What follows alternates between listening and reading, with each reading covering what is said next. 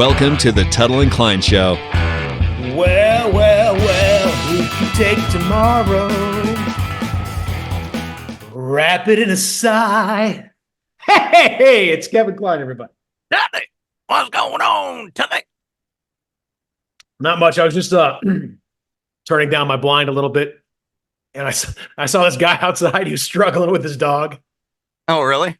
Can you answer me a question, Kevin Kline? I'll try. What is it about the human leg that dogs find so damn sexy?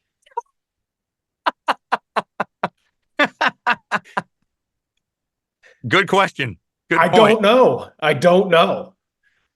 You know, like you'll see them just all over a beautiful woman.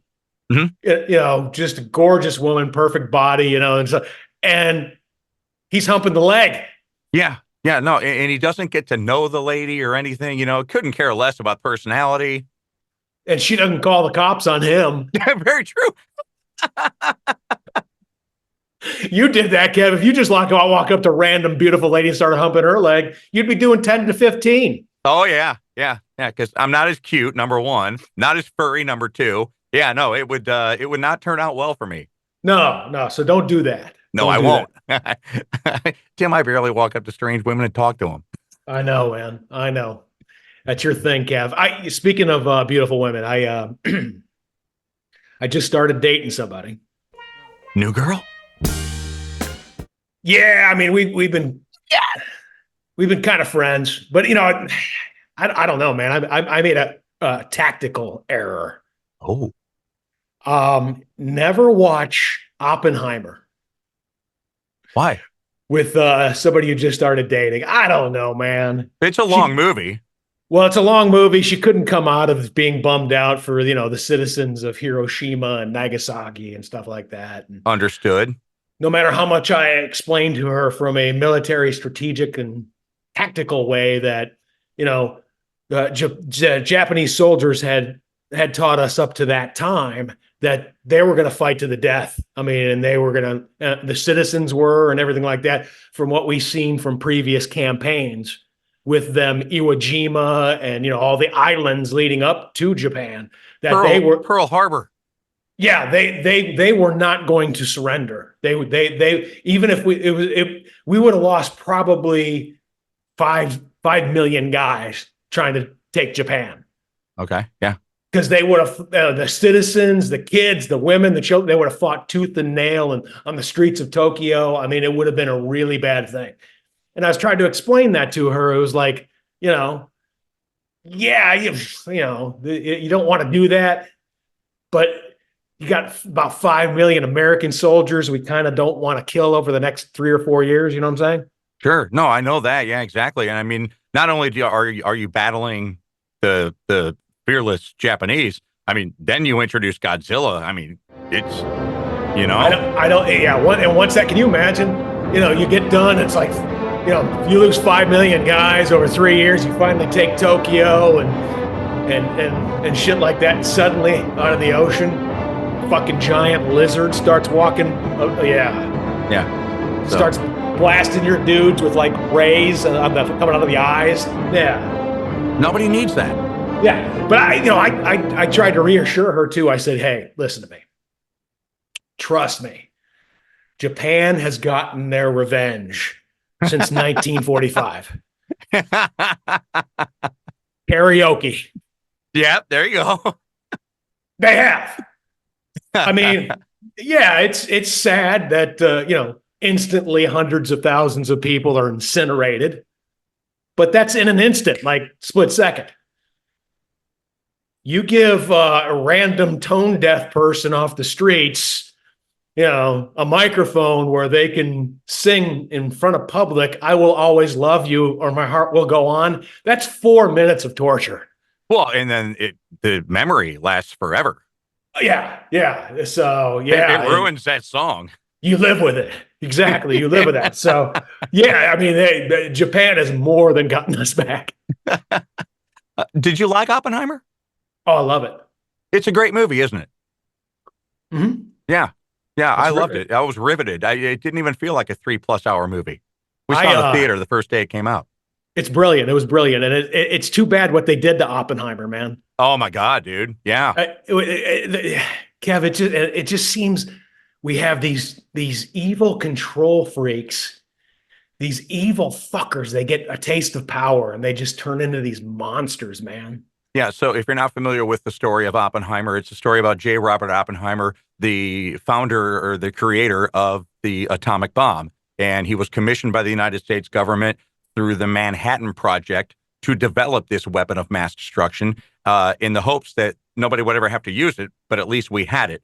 And they use it twice, President Truman. And then after that, they start investigating Oppenheimer and try and frame him with McCarthyism, that he was some sort of a communist.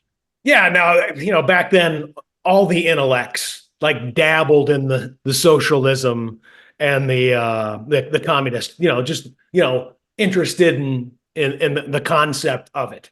Mm-hmm. And you couldn't even show interest in the concept of it without this witch hunt basically taking down and destroying your life. Now, I agree. I mean, if you look at it, communism has never prevailed in any society. They've tried it many times. It's destructive. It's heinous. It's an elite class that live like kings and queens and opulence, and everybody else is pretty much a fucking slave. So it's terrible. But to attend meetings and to talk about it and stuff like that, there's nothing wrong with that. We're America. Well, the thing is, how do you know if it's right for you or wrong for you if you don't learn about it? How do you learn about it? You go. Yeah, you read about it. And then any reasonable human being who's not an evil control freak that wants to be on the upper tier, living in opulence while everybody else is a slave, will come to the conclusion of, hey, man, this is not functional. If you don't give society a reason, a carrot to be productive, they won't be. And that's why the Soviet Union, nobody gave a shit about getting the grain across the country anymore. They're like, I don't get paid. I don't get it. No matter what I do and how hard I work, I get the same amount of loaves of bread and bowls of rice a week. Mm-hmm.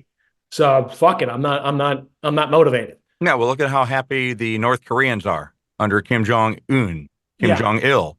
Look what happened in Chile with Augustus Pinochet. Yeah. Not a very prosperous business model for the masses. No. And basically evil people use it as, hey, you don't have to work. Everybody gets the same, which sounds attractive to, people who are shiftless. People who, it really is. It sounds, oh my God, really? I'll get the same as this guy who works his butt off no matter what he does. It's nonsensical.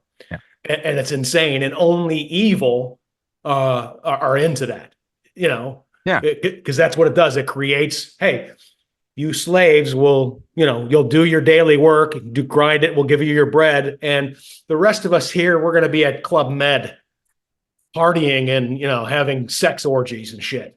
We've talked about this before, but to see how this works in what it looks like in reality, go take a trip to Cape Town, South Africa, because you are going to see families of 10 to 20 living in a cardboard box that they use a bucket in the middle of the dirt floor to go urinate and defecate in. But then less than 4 miles away on the top of a hill, you're going to see these white warlord mansions that have lush green yards and everything. That's basically what you're looking at. Yeah, it's tragic. Horrific. It's tragic. It's horrific. We just tend to overdo things. Yeah, you want to be charitable and you want to help out, but let's not make it complete socialism. We don't need Kev. We've noticed because of the bureaucratic surcharge that having government being in charge of that is not cost effective. Whereas people on their own are charitable. People, and it goes, the money and the charity goes right to the people. Dude, let's go back to our days of radio in Birmingham when they had that the city stages, and the year that they actually charged a $15 admission, guess what? Their participation ship was down. The next year when they did it by donation only at the gate, you could donate whatever you wanted. They exceeded their expectations by 100%. Yes, exactly. Yeah. People have the tendency to do the right thing. Most people. Mhm. We don't need your bureaucratic surcharge to get in the way. So stay the fuck out of it. Everything you touch, you ruin anyway. Just let the private situation take care of itself. So you're a math guy. Do you remember a long time ago when a guy named Steve Forbes was running for an independent candidacy for the United States president, and he Yes. proposed a 15% flat tax? Yes. Would that work? Yeah, absolutely. You just the problem is the bureaucracy is so huge now. They need trillions and trillions. Not you won't even need a flat tax. I like Trump's tariff idea. We get our revenue from tariffs. But then are we going to be paying more for those imports? But Kev, you'll have more income to afford it. There'll be a slight price increase, but you keep all of your money. Okay. All of your money. I just ask questions. And you decide what you want to spend it on. Yeah. And if you look at any program and anything, Kev, there's like 25% is to cover the bureaucracy expenses, all the unnecessary salaries and the ridiculousness they have to execute these programs. Well, have you ever looked at a bill that's, being passed around the House and the Senate? Yeah. It could be a bill on, I'm just going to hypothetically throw something out. It could be a bill on a operation of widgets. Okay. We want to create a new widget factory. All right. That ain't what they're voting on. That ain't the sole thing. They try and ram a bunch of what they call pork. It's project. Ridiculous. Kev, I've actually tried to read full bills before. Oh, it's ridiculous. And I get so angry. I have to stop. I'm serious. I get so angry. I mean, yeah. Okay. Yeah. Anyway, Kev. Yeah. Anyway, here we are. Hey, if you notice something, there's like a recent trend in like retail establishments and malls and everything like that. Are there too many handicap parking spaces now? I'm trying to think because we were at a restaurant the other day and like there were 5 handicap spaces and on the front row and only 2 non. Kev, there's some of the big box retail establishments. They got 15, 20 handicap spaces. Really? And I'm like, wow. And most of them are empty. Sure. Yeah. And I don't mind walking myself. We park farther away. I like that. But, still, not everybody can do that. You got small kids, but you don't have a handicap sticker. You're basically playing Frogger. and it makes me wonder, like, how many people became handicapped because they had to walk from across the street across traffic because they couldn't park, right? Yeah.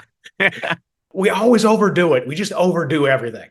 Well, the irony of all of that would then be that if anybody is going to use online shopping, wouldn't it be handicapped people because they can't get around the store more freely and they can't navigate the parking lot more freely?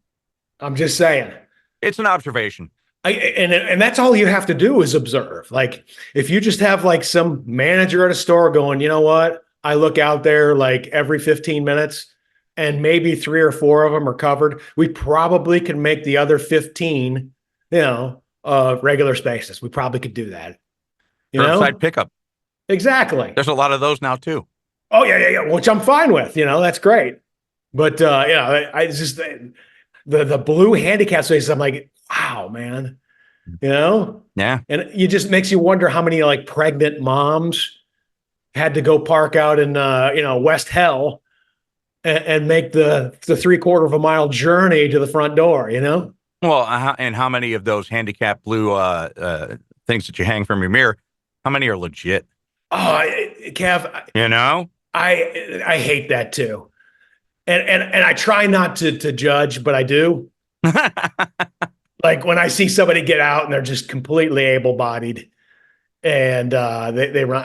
I hate that. I've had to button my lip. Mm-hmm. I just had to like, no, Tim, don't, because I just want to. I'll be like, oh, hey, you look like you recovered pretty good, but I don't. Yeah, because I don't know. There could be some mitigating shit there that you can't see. Well, it's like my mother-in-law. When she drives, she has a handicap sticker. When I drive her, I drop her and my wife, Trish, off at the front door, and then I'll go park far away. Then I'll walk back out and I'll get the car and bring them back up. Well, And you just like to do that because it's less time having to spend with them. You like, damn, figured it out. you like that alone time, Kline. Don't hand me your bullshit of, oh, I'm going to be Mr. fucking valet guy here. It's tough. And I always thought, Kev, speaking of the hip replacement, knee replacement, all the body part replacements, I thought by the time we got to the age, and there's still some time, that a lot of that would be bionic by now. Yeah. Didn't you think so? We were led to believe. I thought, because I've had some knee issues, because I was a big jumper and everything like that, and Football, yeah, and all that, sports and everything. I want bionic knees. I want to see if maybe I can get that vertical back. Because Kev, I don't know if you knew this. I used to fly. I've heard. I've seen. I've seen you jump.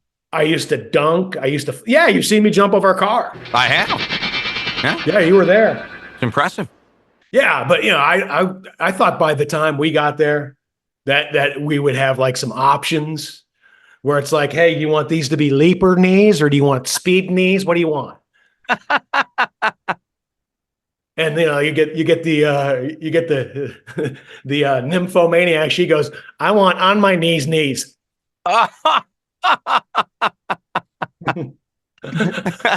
Yeah. Okay, well, yeah, we have a padding thing here. We'll go we'll give you that. We'll give you that option. A little extra cushion. All right, Kev, what's going on with your, you got a text from your uncle that, is there something we should be concerned with here? Which uncle is it? Is it Ron? I remember Ron. Yeah. Well, he's the only one that I'm ever in contact with. And my uncle Ron, we played golf with him a couple of times. Yeah, he was a big money man back in the day. He did all right. So he emailed. I did not know. Remember last week when we were talking about my family doesn't listen to the podcast? Yeah. Nobody in my family. Yeah. He texted me, hey, Kev, being honest, I listen to your podcast each week during workouts, maybe not on the release date, but sometime during the week. So that gives you at least one family member other than in-laws that listens. He goes on. Tim's dream about being the suicide arbiter and showing someone what their life would be like without them sounds a lot like Clarence in It's a Wonderful Life. Oh. So yeah, there you go. So I got one family member. Yeah, I got one family member. And what's his handicap these days? Well, he just I'm going to get this wrong. I remember him being a shooter. He went to Q school twice. I know that. Which is qualifying school for your PGA Tour card. He just, I want to say that last time I talked to him was a couple weeks ago, and he won the member championship for the second year in a row. Okay, so he's really good. Well, I'm sure I will get a text message while he's working out, and we'll get this clarification for you next week. Yeah. Because we know he listens now. Okay. Well, hey, Ron, good to hear from you. Maybe someday we could play a little golf. Yeah. I'd love to. Kev, I've gotten some great feedback. People were fascinated by the kind of new feature we launched last week. It's our Be Honest. Be honest. Be honest. You like that intro? That was good. Yeah, it's kind of catchy tune, right? I like how you whipped that together. Thank you, sir. Yeah, people like this because they're like, "Oh man, that's neat," and they're answering in their car and at home when they're listening. Yeah, no, it's highly contagious. Definitely. By the way, and feel free. You can go to our Facebook, Tuttle Kline Facebook, Tuttle Kline Instagram. Go ahead and like us and follow us and everything like that. And you can weigh in on any of the features or anything that we talk about during the podcast. We appreciate it. And while you're there, please give us a rating if you're on a podcast platform, and do us a favor and download, because we need downloads. That's our thing. Well, give us a Be Honest also. If you have a Be Honest question you want us to answer. Yeah. And for example, for those scratching their head, maybe didn't hear it last week, it's something like this. Kev, be honest. Mm-hmm. Do you have to look in the toilet after you drop a deuce? Oh, you have to. You have to make sure that there's nothing wrong with you. Right. Yeah. I mean, read any article about gastrointestinal. Your poop tells you a lot about your health. Yeah. Yeah. Yeah, I don't do it to admire anything, although sometimes you drop some cable that's very admirable. But I do it just to make sure all systems are go. Dude, I'm going to be honest with you. I dropped one once and it looked exactly like the poop emoji. It did. It looked like Dairy Queen soft serve. It was just like total swirl, man. It was so awesome. Kev, I got to tell you, I dropped one, last week, and it looks like George Soros. Exactly. Yeah. But no, I do. Yeah. I'll look every time. Kev, that reminds me. Do you remember when I think this was Birmingham, 2000 or maybe earlier. I can't remember. Where I had an armpit stain and it looked like Jesus. We did. We made a whole bit out of that armpit stain Jesus. Where people were calling the station and were asking armpit Jesus, about their future and how they would die and when they would die, and armpit Jesus would answer them. Yeah, no, it looked like a Jesus in the armpit sweat stain. It was great. I don't want to say that I have anything devout or holy about me, but there was that one time about 20 years ago where my armpit stain looked exactly like Jesus, and it spoke to us. It had a voice too. Yeah. It sounded like Doug Henning. Thank you. The old magician, yeah. Thank you. Kev, do you remember that stuff when the magicians used to have like full primetime specials and shit like that when we were kids? Absolutely remember that. Copperfield and yeah. And all Doug these, Henning? Yeah. I love Doug Henning.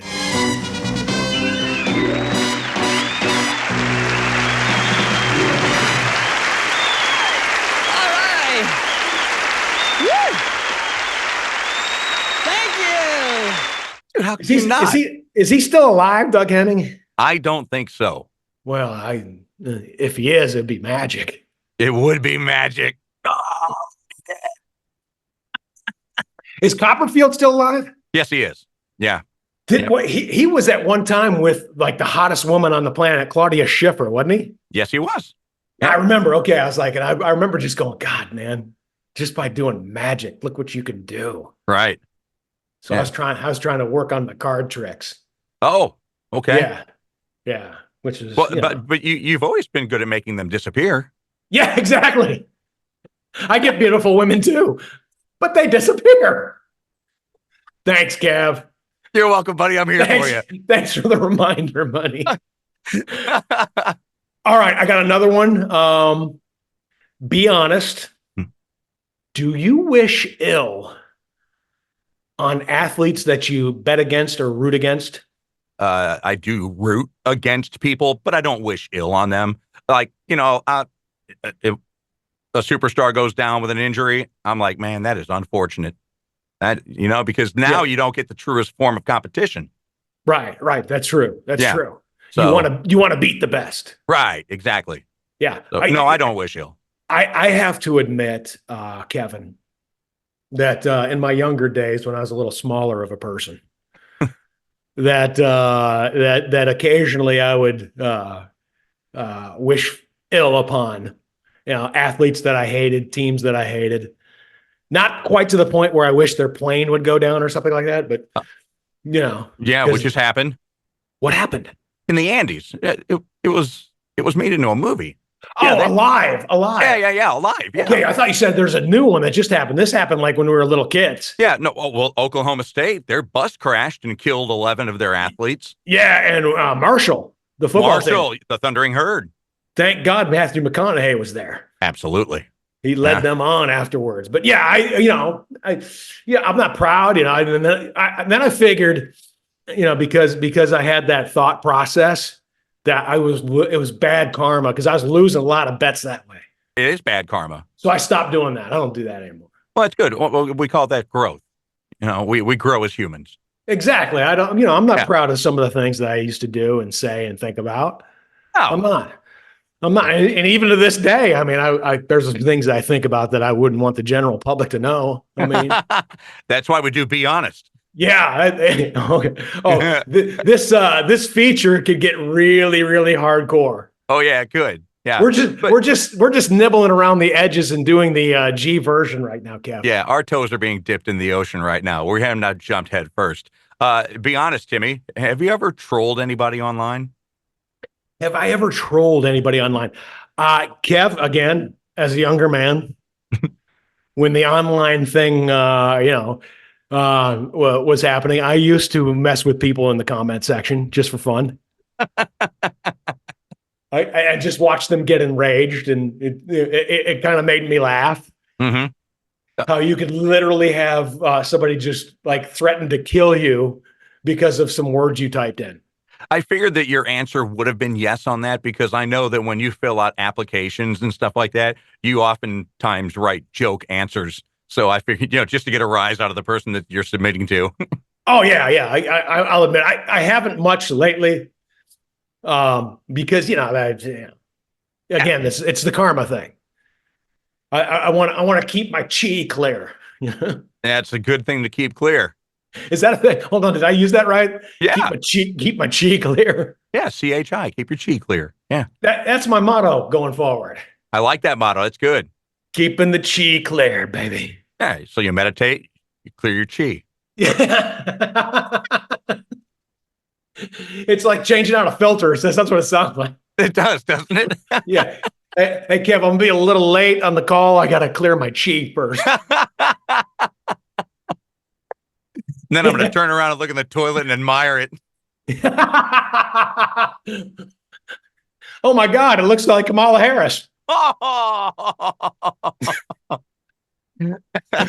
like how people who thought she was an idiot before now are like, oh, she's brilliant. This will be great. I'm like, what? you just called her an idiot 3 weeks ago. Yeah, it's amazing how things turn around really fast. Yeah, when you got the money. Yeah. Yeah, so that was interesting. I love Be Any other Be Honest? That was the only one that I was really curious about this week. I'm going to go back to the drawing board and create some more. Then let's do this, Kev. Let's hop right into our rabbit hole. Rabbit hole of the week. All right, what did you find yourself wasting incessant hours on this past week, Kev? I wasted a crap load of time tracking down my college transcripts. Now, can I ask what you would need your college transcripts for 30 years later? Yeah, I know, right? I think I found a new passion in life, and I need a bachelor's degree to pursue it. Whoa, okay. Okay, hold on a second. For those unaware, Kevin has massive amount of credits. Probably has more college credits than I did. I think we did a count before. I have my degree though, and just skin over by one. And Kev's probably got 10, 12 more credit hours than me, but since he transferred so much, a lot of them don't transfer over. So he's a little bit shy of his bachelor's degree.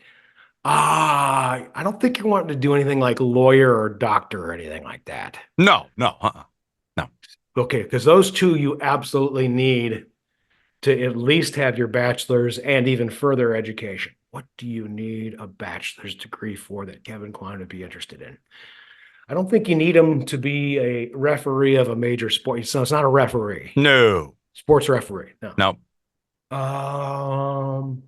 You don't want to be a certified accountant or anything like that because he's terrible at math. He's a fucking idiot at math. I'm a big idiot at math. You can look at my transcripts. 4 times 7, Kev. 4 times 7. 28. Good job. That's better than usual. But it took you 4 times to say it. Yeah. Right? Yeah. I give up. What is it that you need a bachelor's degree for? I want to be a teacher. What? I want to be a mentor. I want to be a media teacher. You want to be a media teacher? Yeah. Yep. I had a taste of it a little bit last year, and I was watching a YouTube channel by this little 9-year-old kid who has interviewed at 9 years of age. He has 385 episodes on his podcast, and he has interviewed like people that we talk to, Tim. And I want to teach him. I mean, at 9 years old, I wouldn't have the balls to do what this kid does. Like, give me an example. This is rocking with Jam Man. Is with James Baker from Rorschach Test. So how you doing, man? I'm doing great. I'm currently in Las Vegas at the Venetian Hotel, looking out my window at the Sphere. So it's been a pretty cool day. How's life treating you? Life could not be better, my friend. I want to mentor him. And then I'm like, well, why'd you stop with him? Well, media's fun. It was my favorite thing to do in school. So I'm pursuing that, Timmy. So you have to have a degree to do that. You can't just be like a special consultant or something like that. I mean, do you want to do it at a university or something, or high school? I want to do it like on the high school or the middle school level. Are you even allowed near high schools and middle schools? Well, my freshman year of high school, freshman year of college, my first semester was a 2.14. Yeah, mine was bad too. I told you. I mean, after the first year, my dad was done paying. He was done. Yeah. And mine was about just barely over a 2. And my dad was like, I'm not paying for your fucking party anymore, dude. That's all you're doing. With me, it wasn't a party. It was just the adjusting, being away from home. But then number 2 was the baseball. My second semester went up 2.25. And that's simply because the coach called a professor and said, Kline gets a D. Really? Oh, yeah, dude. Oh, yeah. If you're in athletics, oh, yeah.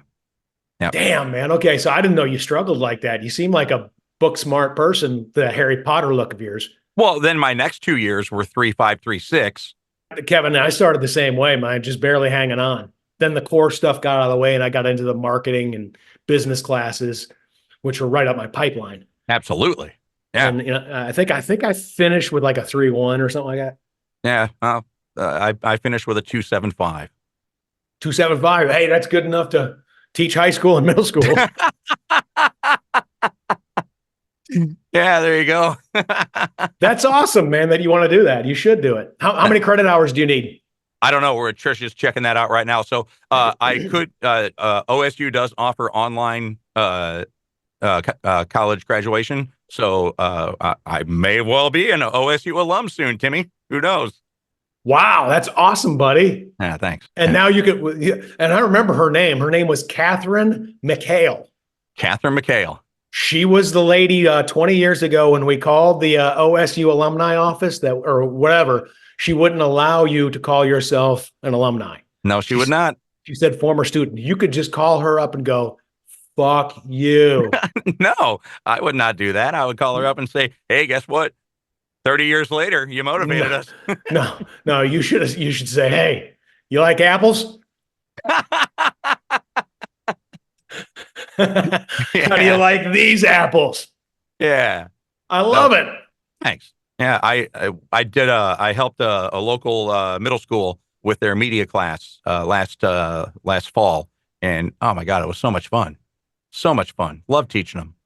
That's great, man. Thanks. That's good. That's rewarding, you know? Yeah. Yeah. I had an ex who was a 5th grade teacher, and there were a couple of days that I went in there, and, it was neat because, she would let me really help because she was a math. She was she was a big math. So it was right on my pipeline. Yeah. And, when you feel like you can touch a kid, I didn't mean it like not that. Michael Jackson. Right. Yeah. Get through to a child. Like when you can show them a method to get to the answer quicker, it's very rewarding. It is. Yeah. And just the knowledge of and the experience that we have, I think they'd probably listen. Oh gosh, cool. Kev, you would be a great media teacher. Oh, thanks. And you could pipe me in and Skype me in, and we could do a Q&A or something like that. Absolutely. Oh, Yeah. I would show portions of the podcast. Show them what real chemistry is like. Real small portions. Yeah, right. Yeah. And don't ask to clear it either, because if you ask to clear it, they're not going to clear you doing it. Oh, of course not. They're going to be like, you're going to show what podcast? Oh, no. No. Instead of you teaching, though, we'll have some people reading them stories that shouldn't be reading them stories. Yeah, right. There you go. So, but yeah, that was my rabbit hole. The chasing down at the transcripts. Kev, speaking of chasing, my rabbit hole also involved chasing. Oh, what? I found just out of nowhere a car chase channel. Like they show them live? Not live, Oh, which is even better. It's like the edited versions of them. And they're awesome, man. Oh my God, Kev, I think I watched 5 hours on Thursday, 3 hours. I couldn't stop watching. I mean, it's just, I was like fascinated by it. And you remember we always talked about the concept of we don't understand why people who are being chased, when they see a helicopter, the eye in the sky, and why don't they just stop because they're caught? uh-huh. Remember we always said that? Right. Yeah, we have. Not necessarily true. No kidding. Yeah, what a lot of people do, and I hesitate to give this up in case there's any, people who are looking to get into a car chase soon. I don't want to, but it's just you and me talking. I can't be responsible. Right. Who's listening? All you have to do is if you're being chased and you see the helicopter over you and you have some space, obviously, from the squad cars behind, is get to an overpass where the helicopter can't see you anymore. And then turn around and go back the way you came from, and then just drive normal speed. That's how you shake a helicopter. Is it really?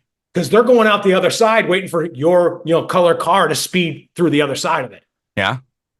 They don't. They don't. Once they realize that, hey, he's not coming out. By the time they come over to the other side to try to find you, you've already blended. Yep. Yeah, you have. Yeah.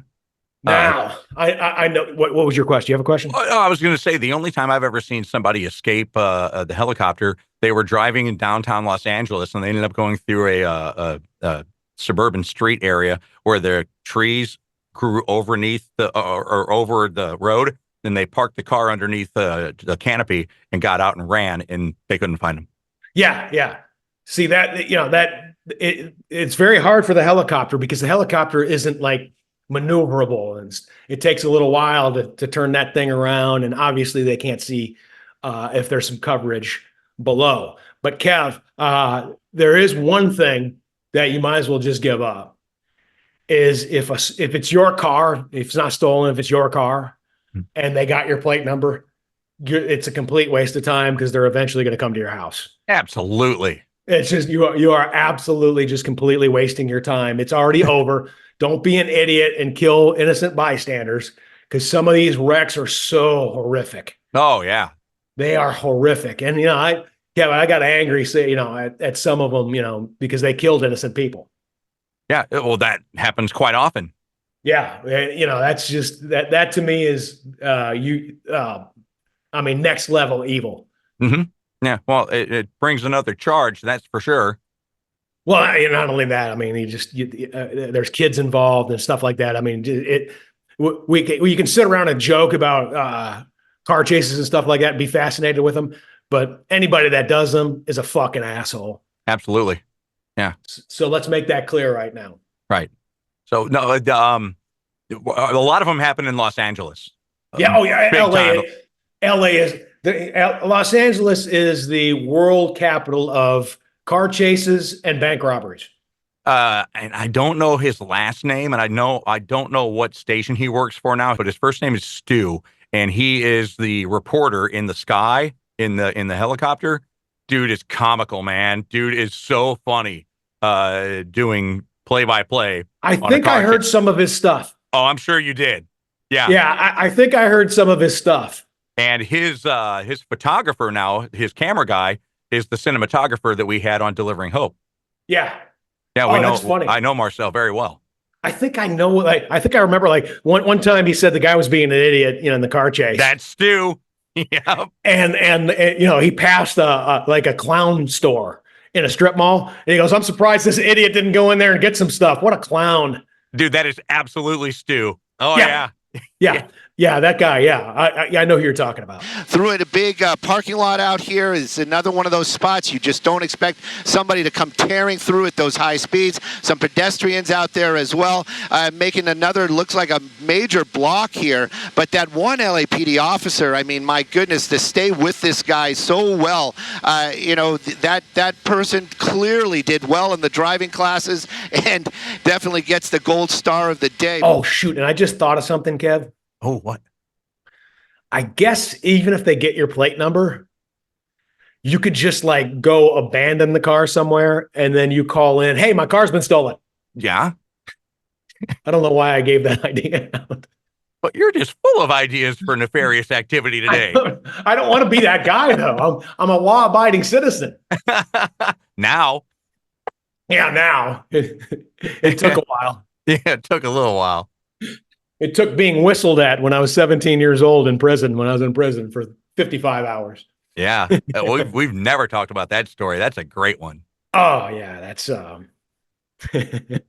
was 17 years old. I get arrested. This is like the third time in 3 months I've been arrested for it's just underage consumption, because we lived in a Nazi city where Mayor Jane Ryman wanted to make a big deal of busting all these underage people that go to parties for drinking, because she saw it as a big revenue stream. What she didn't realize was she was destroying the future of the town's youth, because once they had these charges on them, there were certain schools they couldn't get into, jobs they couldn't get, because she had to have the money and the revenue. Anyway, it was my third bust in 3 months.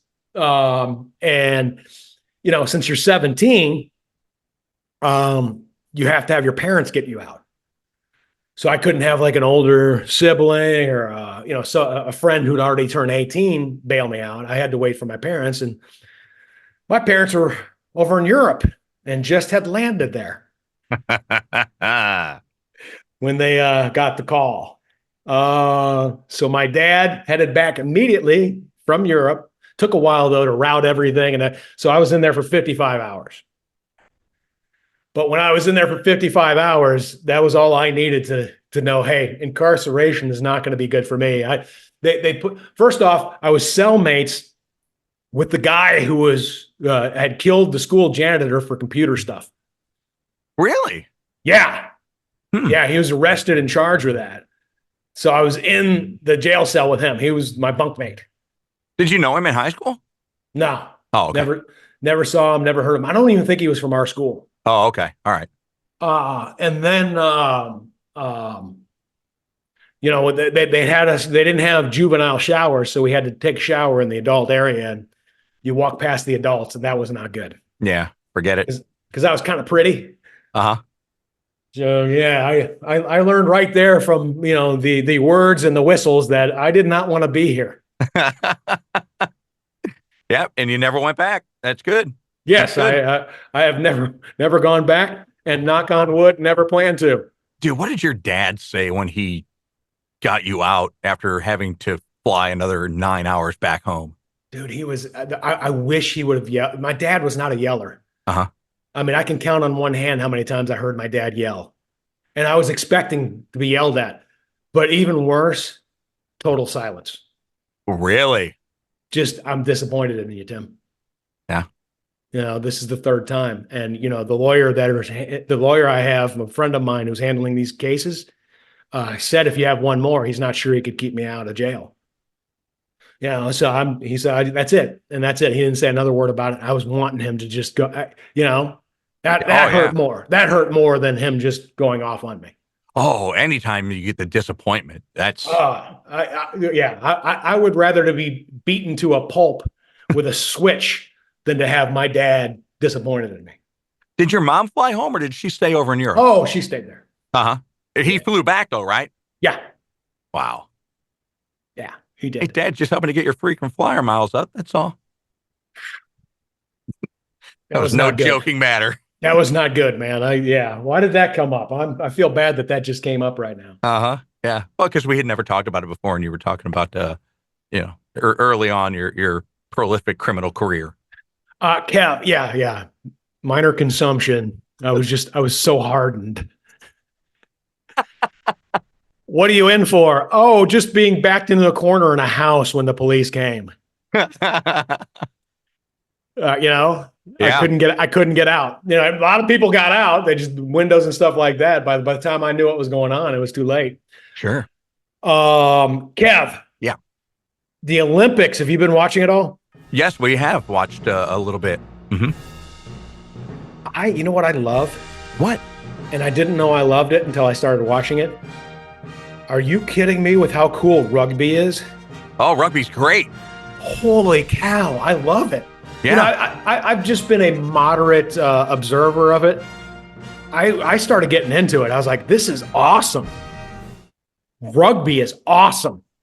Yeah, no, it's fantastic. We have a great relationship with the Houston SaberCats, the Houston rugby team. But the sport itself, my brother-in-law played. It is awesome. Holy, and Kev, that's all I was thinking. Because when I was at Ball State, we had a club rugby team. And I was friends with some of the rugby guys, and they're like, Tuttle, you got to play, man. You got speed, you can jump. But these guys were like no net guys. Oh, yeah, no, yeah, I get it. They were, and you know, back then I was a little spindly. You know, I was a little more fast twitch looking. You know, I had that basketball body that you know, which was great for athleticism and speed and jumping and everything like that. But I just didn't want to get murdered. Yeah. But I regret that now because, you know, I see people that were my size. They play some of the positions where you need some of the speed demons. Oh, definitely. So I'm bummed out. I'm like, damn, I missed that one. I should have done that. And not to say that injuries don't occur in rugby, because they do, but the rate of concussion syndrome in rugby is enormously lower than in the NFL. The injury rate, serious injury rate, is lower in rugby than it is in the NFL. Rugby is played without a helmet and without pads. Yeah, you can't go in like a missile head first. Exactly. It teaches you true technique. It's got to be arms and shoulders, and shoulders. Otherwise, you could kill yourself easily. So yeah, but I'm wondering if there's senior leagues. Oh, I bet there are. Yeah, I would think so. Like, obviously, it would have to be a much smaller field. Well, you wouldn't even need to get in a senior league. You could get in because they can't have an age group, but you can get in a club team somewhere in Houston. I guarantee you could. Really? I mean, dude, we're only our age in number. We are not our age in activity, physical level. No way. There's no way. I can still move. That's what I'm saying. I can still move. You know, I have to warm. You know, back in the day, I didn't have to warm up. I didn't have to stretch. Oh yeah, no, yeah. now I gotta. You know, okay. Like even before a workout, I gotta. You know. I gotta get the body ready for the pain. You know. Right. But yeah, I would love that, man. I'm gonna check that out. Yeah, look it up. What position would I play? You know, one of the. See, that's the thing I couldn't understand. I think the big dudes are all out front. Yes, that makes sense. And the smaller guys are more, you know, like in the back. Yeah, but everybody gets to carry the ball. I mean, it's just. Oh yeah, I mean, you know, when you're fanning out, and when they're fanning out and they're flipping it outside, I mean, just to be one of those guys, I can do that. Yeah, if you get on the outside, you're the one with the speed. Yeah, I'll get there. Oh, I'll get there. I'll smell it. Yeah. I smell the goal line. I'm going in, man. That's just there's two things about Tim Tuttle you should know. One, I'm an asshole. Two, if I smell the goal line, I'm putting the fucking ball in. There's the two rules that he lived by. And they call that a try, by the way. That's a try.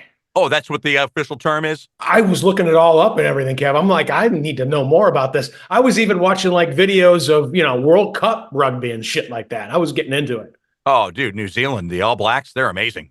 Yeah, New Zealand's good. South Africa's good. France is good. Yeah, France won the gold. And I was watching, Kev, in the Olympics, the 7 person, the women were great too. Our U.S. rugby team, the 7-person, we got some badasses on that team.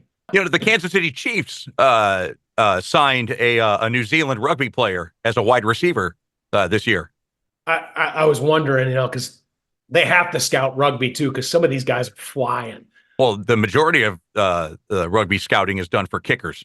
Oh yeah. They can kick the shit out of the ball. I can't even believe that. I'm like, you're going to try to get the extra two from there. It's like a weird angle, and it's much tighter than the field goal. Mm-hmm. And they're hitting it. I'm like, damn, man, that's good. Yeah. And it's a drop kick. It is. Yep. And I'm just like, this is really, really good shit. Yeah. Kev, I feel awful. I mean, that last week I was today years old before I really discovered rugby, and now I'm loving it. Cool. Well, I'll get you hooked up with Struan over at the Sabercats. And Please do. Yeah, man. Yeah. Please do. And speaking of which, our top three is related. Just when you thought they couldn't count any higher, it's Tuttle and Kline's top three. Okay, Kev, top three all-time Olympic moments that you remember watching. Top three all-time Olympic moments that you remember watching. I'm going to take the ice hockey away from you. Oh, okay. Well, that would have been number one. Because you and I have both declared our love for that already. Uh-huh. So you got to go in another direction. Okay. I don't remember what year it was. I think it was was it 1984? Was it Carl Lewis in Olympic Stadium in That's in LA? one of mine too. When he was getting, what did he get? 4 gold medals? Yeah. Uh-huh. In 100, 200, he got it in the 4x100 and the long jump. Yep. Which was Jesse Owens. Oh, Carl Lewis is amazing. And I love how some people will go, well, the Russians weren't there.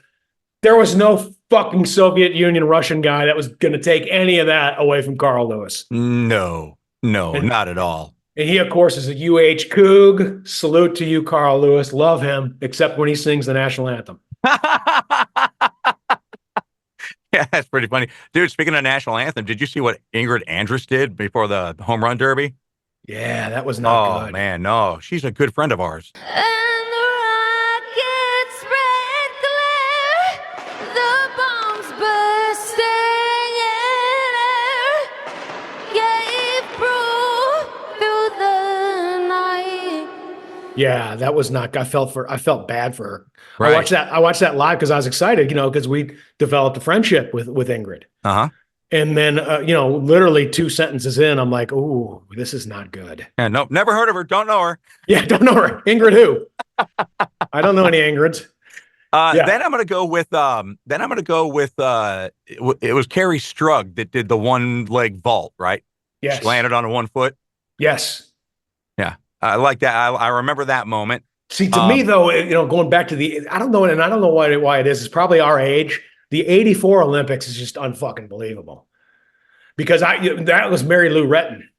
Was it? Okay, yeah. Do you remember Mary Lou Retton? Absolutely, Mary. Yeah. That was big in terms of gymnastics. Mary Lou Retton's the one for me.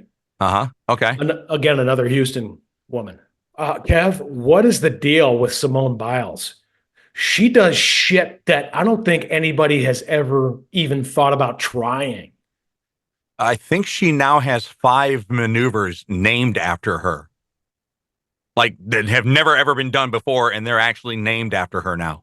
Yeah, she does things that I've never seen a human do. I really haven't.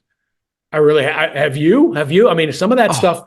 No. I mean, the number of flips and the twisties and all that stuff. I'm like, and it's just like off the mat too. I'm like, no, that doesn't. You're not supposed to be able to do that. Mm-mm. No. Yeah. What's going on with it? I mean, that Kev. To me, you ever seen a water bug? How fast they are? No, I don't recall. The water bug on the surface, bugs that just fly real fast. Okay. Uh-huh. She reminds me of a water bug. Just unbelievable. Just gone. Yeah. Just gone. I wonder how much of an advantage she has being only 4'9". Oh, is that what she is? She's 4'9"? Yeah, well, they have a picture of her standing back to back with one of the guys on the U.S. volleyball team who's 6'8", and they have her listed at 4'8". I was going to say, man, she's from Houston also. Yes. And Shaq has a house in Houston. I'd imagine if she got a picture with Shaq, it would look like, I mean, it maybe it's knee twins. high. Kev, you got to look that up, and if it's there, post it. Has Shaquille O'Neal and Simone Biles, have they ever taken a picture together? If it's available, it's up. Oh my God, that's hilarious. Yeah. Yeah. And I'm trying to think, I do recall watching Eric Heiden, Yes, this 1980. Olympic speed skater in the Winter Olympics. Yes. Yeah. I remember watching him. The biggest, him and Earl Campbell, the biggest thighs I've ever seen. Oh, really? Oh, okay. Take a look at the screen right now, Timmy. What do you think about Robert Forstman's thighs? Let's see. Just kidding. He's a German cyclist, and Yeah. they call him the Quad. Yeah, but still, yeah, Kev, you remember Earl Campbell, Houston Oilers, they didn't even have pants his size. They had to custom. They had medium, large, extra large, and Earl Campbell. And Earl Campbell, that's right, the EC. And him, man. I mean, you can line them up right here, all three of them on screen. Eric Heiden, Earl Campbell, and your new German friend. Yeah, that's some impressive stuff right there. Yeah, that's some thigh action. Yeah. Okay. All right. Eric, I remember Eric Heiden too, because at the time of the '80 Olympics, I was living in Wisconsin, and he was a Wisconsin guy. That's right. Yeah. So they were very proud of him and what he's doing. He had a sister named Beth Heiden. I remember that too. Not quite as good. No. Still pretty good. Absolutely. Which kind of sucks, man. Because here you are, you're world class too, but your brother's just like freaking God. Yeah. That just has to kind of suck. Like real quick as a tangent, how many siblings, you just weren't quite good enough? Didn't have Jose Canseco, didn't he have a brother? Yeah, he did. I can't even remember his Ozzy Canseco. Uh-huh. Here you are, it's like, Carrie Earnhardt. That's right. Dale is his brother. Yeah, Dale Jr. is his brother. And, Dale's his dad. He's just like, he never got it. And he's the younger brother, too. That's what's really got to hurt. Yeah, well, I mean, Eli Manning. Yeah, that's true. I wish he would have made something of himself. Right? I will say this, though. The more I watch that David Tyree helmet pinning, that was fucking luck, man. And that one made him. Absolutely made him, because wasn't it against Brady and the Patriots? Yeah, he beat, that's the first time they beat the Patriots. They actually beat the Patriots twice, but that was just sheer luck. Sometimes you're just lucky, Kev. Oh, yeah, sometimes you are just lucky. Okay, so you got your three out of the way? Those are my three, yeah. Okay, I had Carl Lewis too. Mm-hmm. Usain Bolt. Yeah. 2008. Whatever he ran, a 9.79, 9.59, whatever it was. Ridiculous. I was like, he not only broke the all-time world record, just destroyed everybody in the heat. Like he's toying with them. Yeah. Like he's complete, like, 10, 20, 30, he's just playing around. And then suddenly, like the Roadrunner used to do. Uh-huh. He used to play with the Coyotes, just play with them a little bit. And then the smoke down the road. You know what I'm saying? Yeah. Yeah. It's really fun to watch those elite sprinters like Noah Lyles in the Olympic qualifying trials. He was shutting it down at like 75 meters. Yeah. I mean, he was that far ahead. Yeah. Kevin, and the sprinters are like, I don't know if you remember this guy. This was when we were kids. Ronaldo Skeets Nehemiah. Yeah. Didn't he end up becoming a wide receiver for the 49ers? That's correct. And the way he would just instantly have separation, just gone. Mm-hmm. Like Joe Montana would have to throw the ball immediately upon receiving it on the snap, immediately as far as he can. Otherwise, Skeets is going to outrun it. Yeah, he was a talent. Yeah, that's just sprinters. I'm in awe of sprinters. And what Usain Bolt did there was unbelievable. But I also remember when we were kids. Obviously Carl Lewis, but remember Michael Johnson? Oh, he was a 200 specialist. He wore the gold shoes. And he did the hurdles. Yeah. And the gold shoes, you're right. I was just like, this guy, I mean, it looks like the hurdle's not even there. It's just part of his pace. Mm-hmm. It's like the hurdles, it didn't matter that they were there. That's how he moved. Everybody else had to jump over it. It was just part of his stride. He just had to time it. Dude, how cocky are you that you wear gold shoes in the Olympics? If you can back it up, man. Yeah, exactly. Exactly. It ain't cocky if you can back it up. Thanks, Kid Rock. They say I'm cocky, and I say, what? It ain't bragging, motherfucker, if you back it up. Another one of mine is Michael Phelps. All-time medal winner in America, right? Yeah, particularly though the Beijing '08, Uh-huh. when it just everything, he was winning everything, and just at that time my kids were swimming too, so I was really zoned in on them. Audrey and Jonas were top breaststrokers in the area, Absolutely. I remember. so just I was zoned in on him and just fascinated with the whole concept of Michael Phelps and the fact that he had to eat these meals with like 8 pancakes, 6 eggs, 4 things of toast, blah blah blah. 6 pounds of oatmeal, and just to have enough calories to keep up with his training. 10,000 calories per day. That's it. 10 was it 10 per day or 10 per meal? I can't remember. It was 10,000 per meal because he always had the munchies. Yep. Mike liked the herb. He liked the herb. we know how he dealt with pain. That's right. Yeah, but those are the ones that stick out in terms of Olympic moments. But Kev, some of these the thing that kind of bums me out is some of these athletes are so good, but they only get like the real attention once every 4 years. True. Yeah, because the sport's not a massive public consumption sport. Yeah, I mean, like women's beach volleyball or guys beach volleyball. That's incredible what they're doing. Mm-hmm. Yeah. It's incredible what they're doing, but we don't they don't get as high profile. Not at all. And they're just amazing athletes. Now, some of them I still question. How I don't get skateboarding. I think that the X Games should suffice for skateboarding, for breakdancing, but no, they've moved it. There's no more women's softball in the Olympics, but we can breakdance. I don't understand why they did that to women. Nor do I. What was the reasoning behind that? I have no idea. Softball is a massive sport. Dude, I am riveted during the Women's College World Series. I love it. I think that's bullshit. It is. That they took softball away. It is. Yeah. You want to be all, hey, let's give everybody a chance.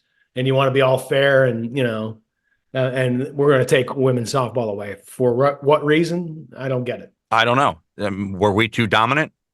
I don't get, is that it? If the U.S. is just too fucking good? I have no idea.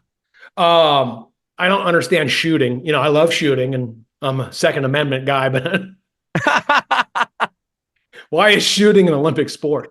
Do you like the biathlon in the Winter Olympics where they do the cross country skiing and the shooting? I mean, at least they're getting some cardio. But the ones now, I mean, if you can have a cigarette, yeah, in one hand and put it down, and then you probably don't belong as an Olympic athlete. I'm just saying. In the shooting, are they shooting from distance because they got these scopes and they're dialing stuff in? Are they shooting from like massive distances away? I don't know. They just show them with the gun aiming, and I'm just like, I don't know why, how that's Yeah. I mean, so you can go to a carnival and blow up a balloon or something like that and win a prize. I mean, I don't understand why you get a fucking gold medal for that. Dude, you're talking about sports that only come around like every 4 years that get sunshine. Did you see the U.S. versus China in badminton? Holy cow, Kev. That's another sport that I'm like, this is really cool. I'll tell you this. That ain't the badminton we played in backyards at family reunions. Oh, hell no. Do you realize that shuttlecock travels at 200 miles per hour sometimes? I just like that you said shuttlecock. You won the bet. I knew you'd appreciate that. The little birdie. Yeah. How fast? It can get up to 200 miles per hour. Holy shit. Yeah. It's fascinating that they even have the reflexes to catch that on their racket. Forget about the BB gun. That's the thing that's going to put your eye out.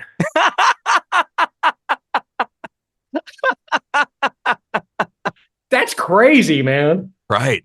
Yeah. But I like that. See, now that's athletic. I like that. That's athletic.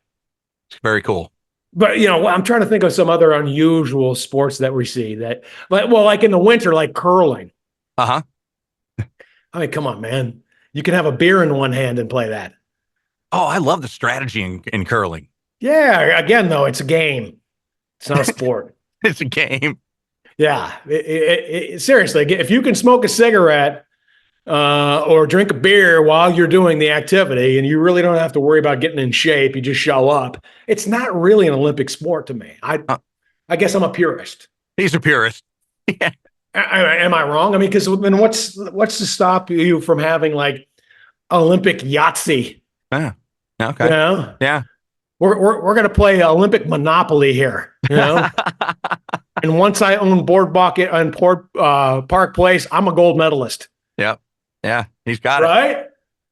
Yeah. That's an interesting. It's an interesting proposition. So, I mean, at what point did you show? I mean, so you can have, you know, some of those, you know, not so sport, but you can't have women's softball. exactly. That's outrageous to me, Kev. I know. I do. I feel cheated as a spectator because the women's softball is amazing to watch. Plus, you know, those are some women you don't want to piss off because some of them will kick the shit out of you. Totally. I mean, there's some women softball players you do not want to make angry. Yeah. You know, yeah. You know. I know exactly what you're talking about. So you explain that to me, if you can, what the reason was behind it. If you know, maybe because you know, Kev, a lot of times in editing, he'll have some reason, you know, have some like words down. If you can find that reason, that softball, Yeah. and you know, run the scroll on it, that'd be great. Because I don't understand that one. Do you remember Jenny Finch? The UT. Yeah. Oh no, she went to University of Arizona. And then blonde, University of Arizona. Her son is a dominant high school baseball player, expected to be drafted, I think maybe next year, really, really high. Holy shit. So you're telling me that little Jenny Finch already has a high school age son? Yeah. Yeah. What the fuck is going on, Kev? Yeah, they get older. Yep. What is going? Are you kidding me? No, yeah. No, he's like 6'6". Massive. No shit. Yeah. Yeah. No shit. So she married a basketball player or something. She did marry an athlete, and I can't remember what sport. Yao. Yao Ming. Yeah. Wow, that's awesome. I did not know that he was a prospect. Like, I got to give some props to Calvin Biggio, Craig Biggio's kid. He was just in town and was given a hard, even though the Stros got 2 out of 3 games against the Dodgers. Uh-huh. He had a really good series here in Houston and even cranked a home run. And you could see old dad a little teary-eyed. I bet. Yeah. In the stands when his boy cranked that thing. Played for the Toronto Blue Jays and then just kind of sputtered in his career up there. And so he got traded to the Dodgers.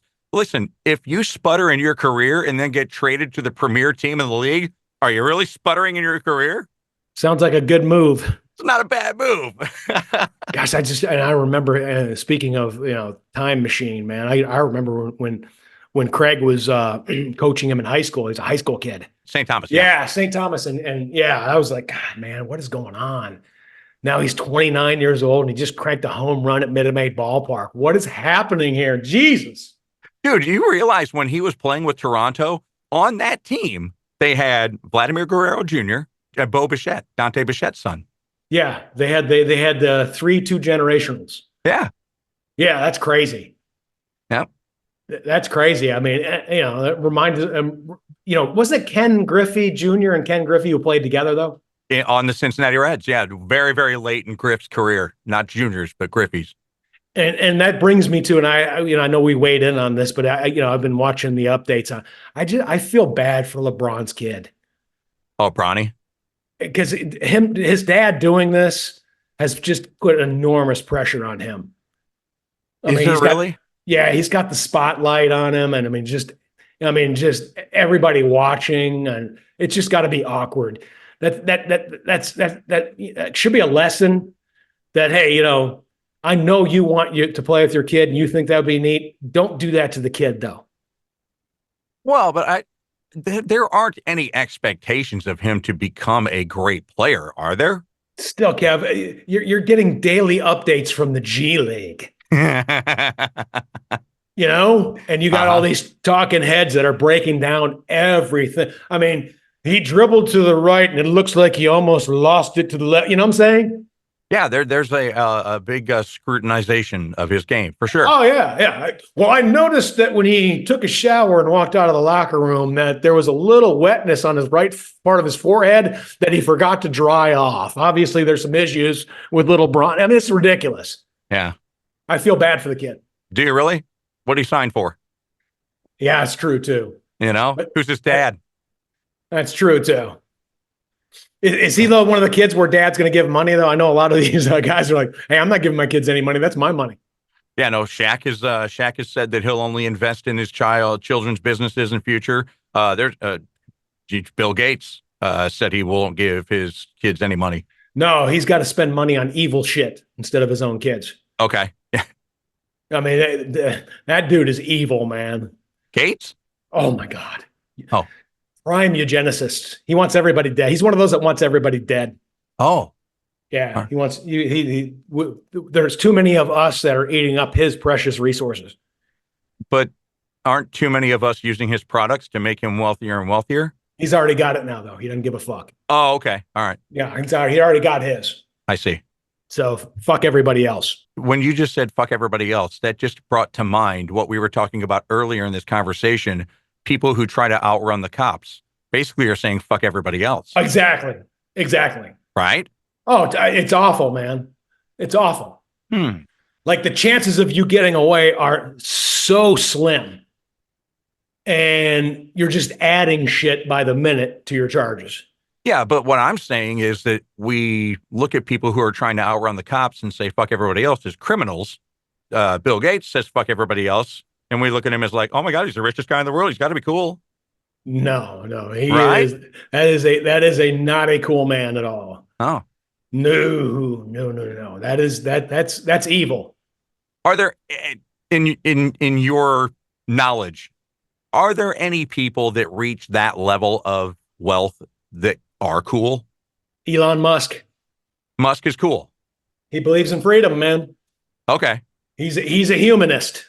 Okay. You know, Musk. You know, I no issues with Musk.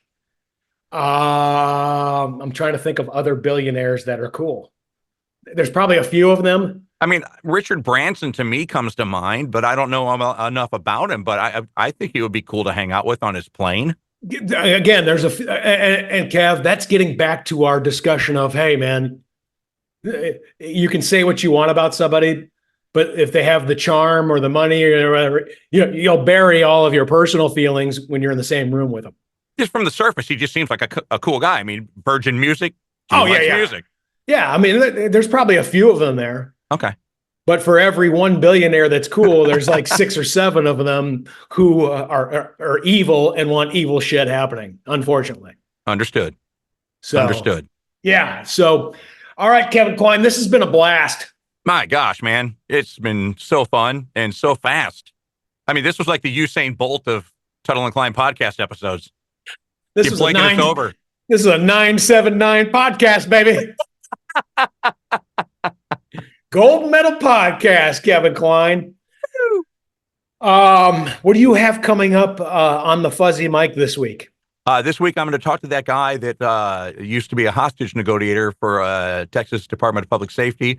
But he grew up in a really, really bad environment, and he was constantly depressed and wished suicide on himself.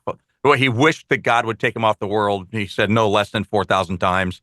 But he's completely changed his life around, and now he has alternative ways for people who battle depression to actually overcome it. Can you imagine, Kev, if that's being your job, the pressure of being a hostage negotiator? I know, right?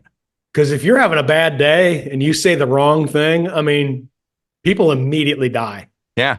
You know? I know. Well, this guy was always the first through the door. He said, I was always the first through the door, and that's because I didn't care if I lived or died. He goes, I have no self-worth. And he says, and then that's the selfish reason. The other reason is because my brothers on the force with me, they had families, and I wanted to protect them. So if anybody's taking a bullet, it's going to be me. Okay. Yeah. He's a great interview. call me crazy, but if I was a hostage, I would want my hostage negotiator to be loving life. Yeah, pretty much so. You know what, Ron? You've been in that bank vault for 7.5 hours. I'm just fucking kill him. All right, Kev, I'm out of here, buddy. Have a great week, man. You too. That's it for this episode of the Tuttle Kline Show. See you this Wednesday for an all-new episode. And you can get more Kline on his podcast, The Fuzzy Mike, with new episodes on Tuesday. Stay fuzzy, friends. And thanks for listening to the Tuttle Kline Show. Yo. All right, take the yo out.